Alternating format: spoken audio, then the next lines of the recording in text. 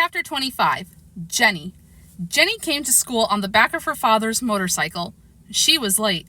Wayside school began at 9 o'clock. It was almost 9:30. She kissed her father goodbye and raced up the 30 flights of stairs to Mrs. Jewell's room.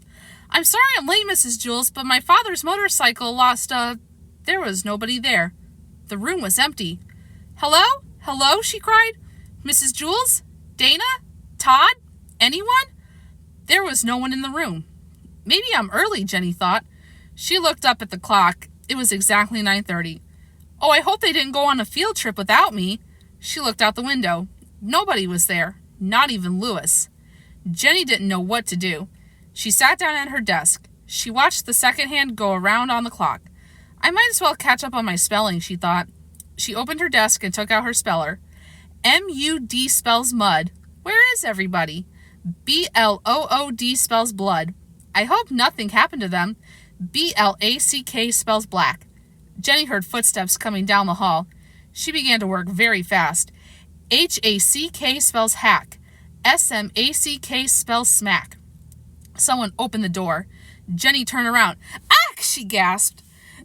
He was a man Jenny had never seen before. He had a black mustache and a matching attaché case. Jenny jumped out of her seat. "Get back in your seat," the man said. Jenny slowly sat down. The man walked over and sat down in Dana's seat, facing Jenny. He opened his attaché case and removed some papers. "What is your name?" he asked her.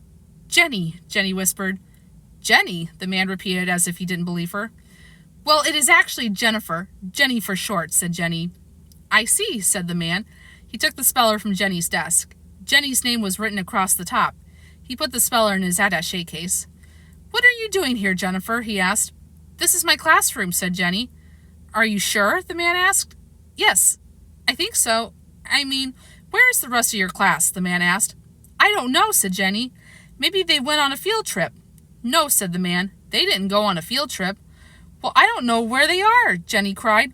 "I was half an hour late today, and when I got here, everybody was gone. Really? Did something happen to them?" The man didn't answer her. He wrote something on a piece of paper. "Tell me something, Jennifer. When you came to school today and saw that nobody was here, weren't you somewhat puzzled?" Yes, said Jenny. "What happened to them?"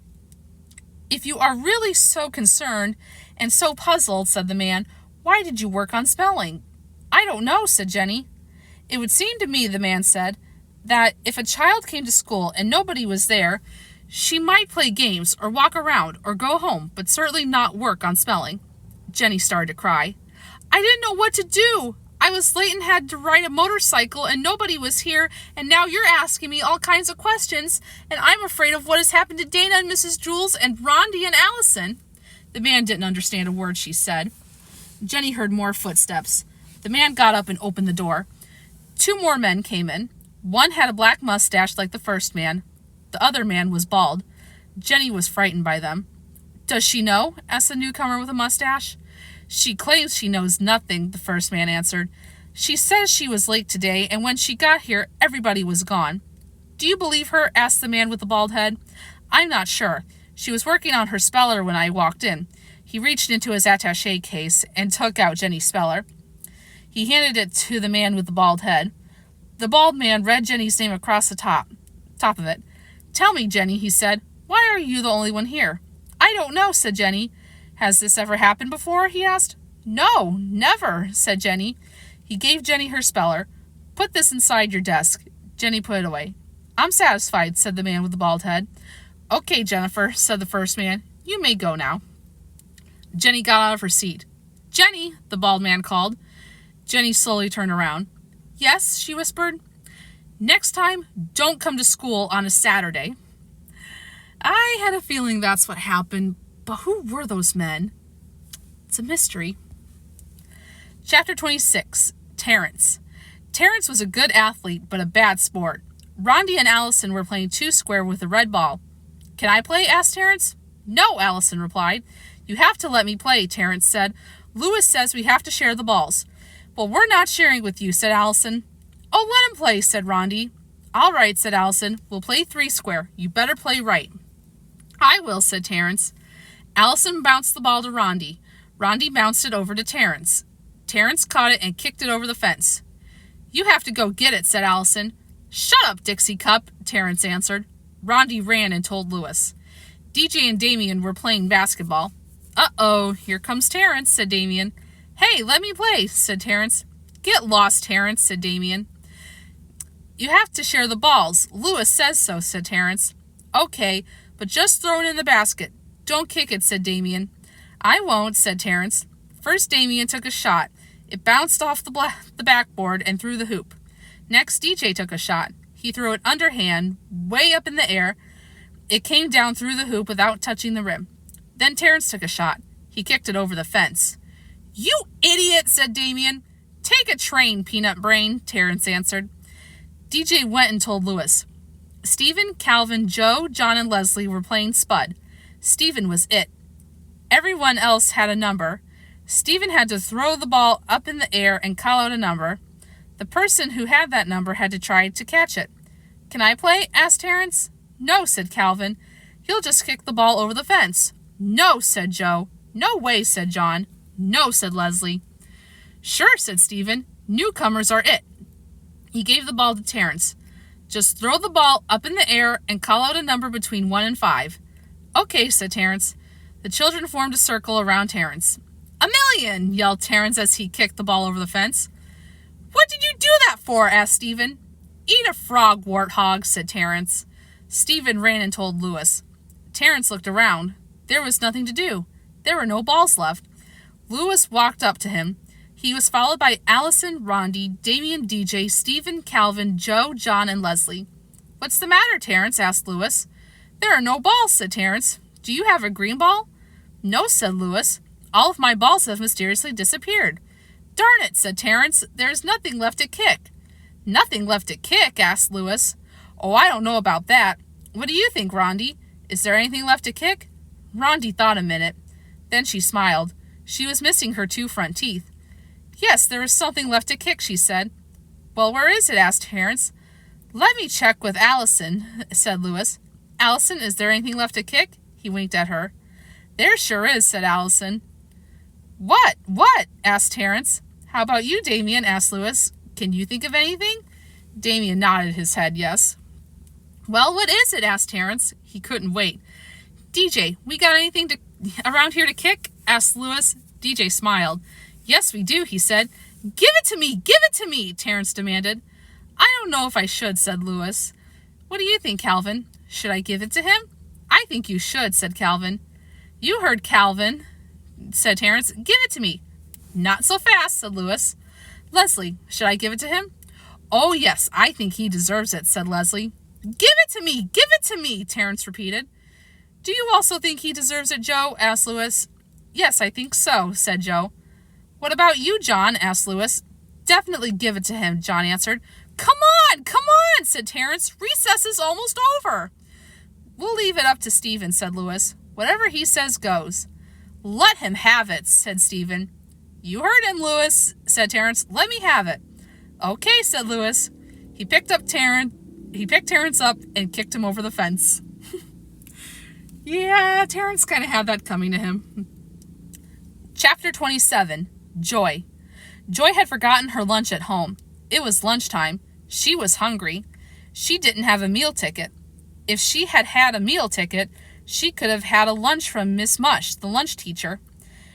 She had been terribly hungry to eat a lunch made by Miss Lunch. Even an empty brown paper sack would taste better, but that's how hungry Joy was. Damien hadn't forgotten his lunch. He had brought a lovely turkey sandwich, a big piece of chocolate cake, and a crisp red apple. All he had needed was a glass of milk. He could get that from Miss Mush. Miss Mush didn't know how to ruin milk. Damien left his lunch on his desk and went to the end of the milk line. Joy didn't waste any time. She reached into Damien's sack and took out the apple. But then she spotted the turkey sandwich.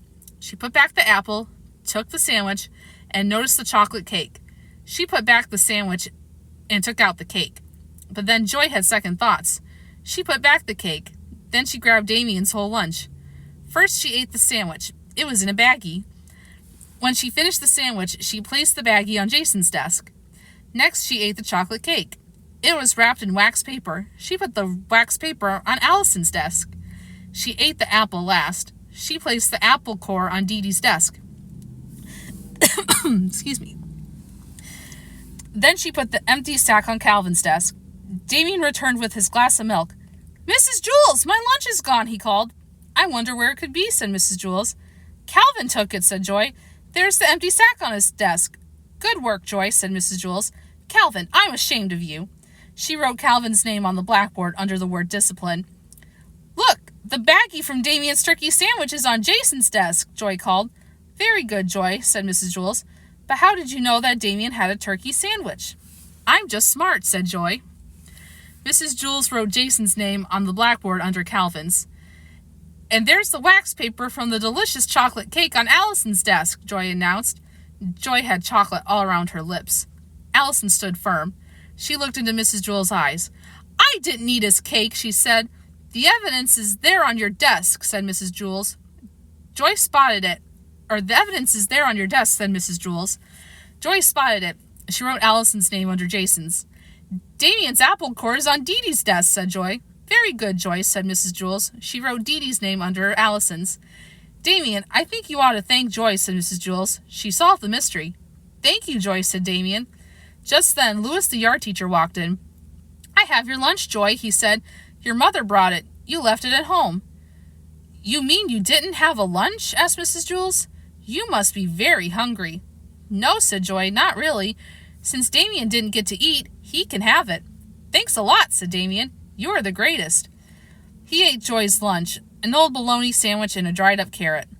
"Joy, for being such a good detective and for being so generous with your lunch, you may help yourself to a Tootsie Roll Pop," said Mrs. Jules. "They are in the coffee can on top of my desk." Joy took one. Then, when Mrs. Jules wasn't looking, she took another. Calvin, Jason, Allison, and Dee Dee had their names on the blackboard under the word discipline. But they were good the rest of the day, so at 2 o'clock, Mrs. Jules erased them. They forgot all about the whole thing. Damien had a lousy lunch instead of a great lunch, but 5 minutes later, it didn't make any difference. He couldn't taste it anymore, and he was full. He went outside to play basketball and forgot about the whole thing. Joy had a great lunch and 2 Tootsie Roll Pops. About 5 minutes later, it didn't make any difference. She couldn't taste it anymore. She was full. And at dinner time, she was hungry just the same.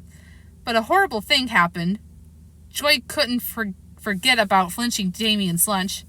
And for the rest of the year, every turkey sandwich, piece of chocolate cake, apple, and Tootsie Roll Pop tasted like Mrs. Mush's porridge. And that, my friends, is why you should never, ever do anything like that. You'll live to regret it.